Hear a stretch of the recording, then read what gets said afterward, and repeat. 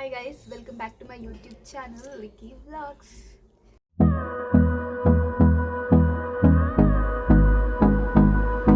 First of all ಎಲ್ರಿಗೂ ವರಮಹಾಲಕ್ಷ್ಮಿ ಹಬ್ಬದ ಹಾರ್ದಿಕ ಶುಭಾಶಯಗಳು. ನಾವು ಪ್ರತಿ ವರ್ಷ ನಮ್ಮನೇಲಿ ಲಕ್ಷ್ಮಿ ಕೂರಿಸ್ತೀವಿ, ಅದೇ ರೀತಿ ಈ ಸಲಿನೂ ಕೂರಿಸಿದ್ವಿ. ಅದರ ಸ್ಪೆಷಲ್ ಏನಂದರೆ ನೈಟ್ ಪೂರ್ತಿ ನಾನು ನಿದ್ದೆ ಮಾಡಿಲ್ಲ ಈ ವರ್ಷ. ನಮ್ಮಮ್ಮ ಯಾವಾಗಲೂ ಪ್ರತಿ ವರ್ಷ ನಿದ್ದೆ ಮಾಡಲ್ಲ, ಬಟ್ ನಾವೆಲ್ಲ ಮಲ್ಕೊತಿದ್ವಿ ಸ್ವಲ್ಪ ಹೊತ್ತು. ಬಟ್ ಈ ವರ್ಷ ನಾನು ನಿದ್ದೆ ಮಾಡಿಲ್ಲ. ನಾನು ನಮ್ಮಮ್ಮ ಇಬ್ಬರೇ ಸೇರ್ಕೊಂಡು ಎಲ್ಲನೂ ಪ್ರಿಪೇರ್ ಮಾಡಿದ್ದೀವಿ. ಆ ಕ್ಲಿಪ್ಪಿಂಗ್ಸ್ ಎಲ್ಲ ಹಾಕ್ತೀನಿ, ನೋಡ್ಕೊಂಡು ಬನ್ನಿ. ನಾನು ನಮ್ಮಮ್ಮ ಇಬ್ರು ಸೇರ್ಕೊಂಡು ರೆಸ್ಟ್ ಮಾಡ್ದಿರಾ 12 o'clock ಕೆಲಸ ಸ್ಟಾರ್ಟ್ ಮಾಡಿದ್ವಿ. ಈ ಕಡೆ ನಾನು ಕಸ ಗುಡಿಸಿ ಮನೆ ಒರೆಸೋ ಕೆಲಸ ಮಾಡ್ತಿದ್ದೆ. ಆ ಕಡೆ ನಮ್ಮಮ್ಮ ಈಚೆ ಕಡೆ ರಂಗೋಲಿ ಹಾಕ್ಬೇಕು ಅಂದ್ಬಿಟ್ಟು ಮನೆ ಬಾಗಿಲಿಗೆಲ್ಲ ನೀರು ಹಾಕಿ ರಂಗೋಲಿ ಹಾಕಕ್ಕೆ ಸ್ಟಾರ್ಟ್ ಮಾಡಿದ್ರು. ಅವ್ರು ನಾರ್ಮಲ್ ಸಿಂಪಲ್ ಆ್ಯಂಡ್ ಕ್ಯೂಟಾಗಿ ರಂಗೋಲಿ ಬಿಡಿಸ್ತಿದ್ರು. ಯಾಕೆ ಅಂದರೆ ಮಳೆ ಬಂದರೆ ಸುಮ್ಮನೆ ವೇಸ್ಟ್ ಆಗುತ್ತೆ ಅಂದ್ಬಿಟ್ಟು ಸುಮ್ಮನೆ ನಾರ್ಮಲಾಗಿ ಚಿಕ್ಕದಾಗಿ ಬಿಡಿಸ್ತಿದ್ರು.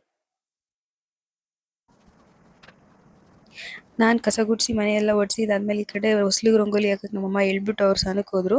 ನಂತರ ಕ್ಯೂಟಾಗಿ ರಂಗೋಲಿ ಹಾಕ್ತೆ. ನಾನು ಚೆನ್ನಾಗೇ ರಂಗೋಲಿ ಹಾಕ್ತೀನಿ. ಸುಮ್ಮನೆ ಏನಕ್ಕೆ ಟ್ಯಾಲೆಂಟ್ ತೋರಿಸ್ಕೊಳ್ಳೋದು ಅಂದ್ಬಿಟ್ಟು ಅವಾಗವಾಗ ಮಾತ್ರ ಹಾಕೋದು ಮನೆಯಲ್ಲಿ. ನೋಡ್ರಿ ಏನು ಸಕ್ಕತ್ತಾಗಿ ಹಾಕಿದ್ದೀನಿ. ಇವನ್ ಕೆಳಗಡೆ ಜಯ ವಿಜಯ ಅಂತ ಬರಿಬೇಕು ಅಂತ ಹೇಳ್ಬಿಟ್ಟು ಹೋಗಿದ್ರು. ಅದಕ್ಕೆ ಅಲ್ಲೂ ರಂಗೋಲಿ ಹಾಕ್ಬಿಟ್ಟು ಜಯ ವಿಜಯ ಅಂತ ಬರೆದೆ.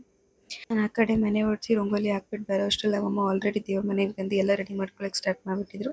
ಯಾಕೆ ಅಂತ ಅಂದರೆ ನಾವು 5:30ಗೆ ಪೂಜೆ ಮಾಡಬೇಕಿತ್ತಲ್ವ, ಅದಕ್ಕೆ ಅವರು ಬೇಗ ಬೇಗ ಸ್ಟಾರ್ಟ್ ಮಾಡಿಕೊಂಡ್ರು.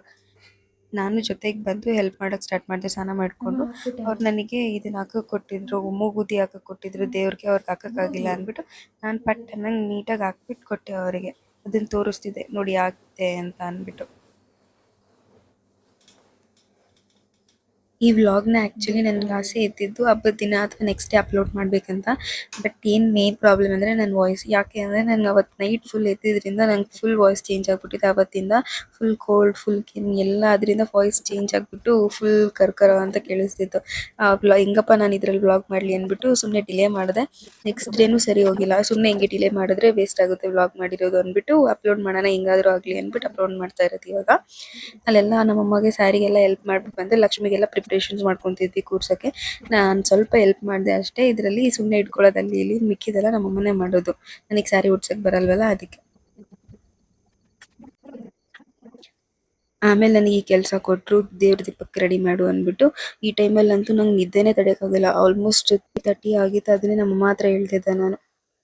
ಇಷ್ಟೆಲ್ಲ ಮನೇಲೇ ಮಾಡಿರೋ ಐಟಮ್ಸ್,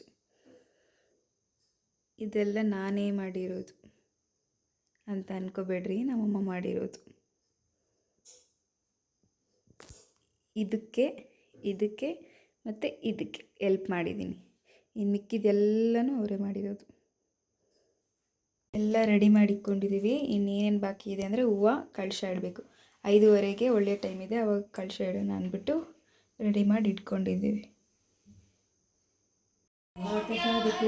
ಮಹಾಗೌರಿ ನಾರಾಯಣಿ ನಮಸ್ತುತೆ.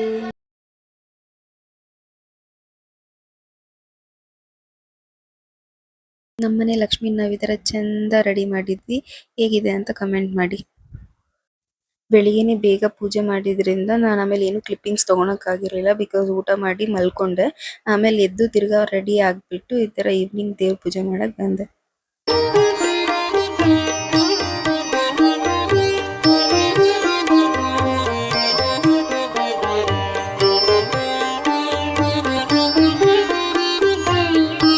ಪೂಜೆ ಮುಗಿಸ್ಕೊಂಡು ನಮ್ಮಮ್ಮ ಎಲ್ಲರೂ ಅರಿಶಿನ ಕುಂಕುಮ ಕರಿಯಕ್ಕೆ ಹೋದ್ರು. ನಾನು ಈ ಕಡೆ ಮನೇಲಿದ್ದು ಎಲ್ಲರೂ ಬಂದವ್ರಿಗೆಲ್ಲ ಅರಿಶಿನ ಕುಂಕುಮ ಕೊಡ್ತಿದ್ದೆ.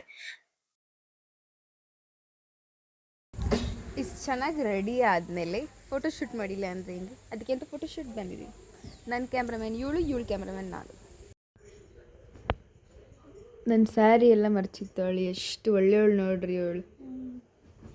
ಏನೋ ಅವಾಗವಾಗ ಕೆಲಸ ಮಾಡ್ತಾಳೆ ಅಷ್ಟೇ, ಬಿಲ್ಡಪ್ ತೊಗೊತಾವಳು ಅಷ್ಟೇ. ಇಲ್ಲಿ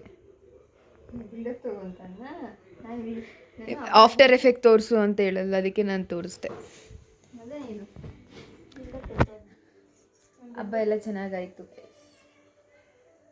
ಮನೆಗೆ ಎಲ್ಲರೂ ಬಂದು ಅರಿಶಿನ ಕುಂಕುಮ ತೊಗೊಂಡು ಹೋದ್ರು. ನಾನು ಎಲ್ಲರಿಗೂ ಕೊಟ್ಟೆ.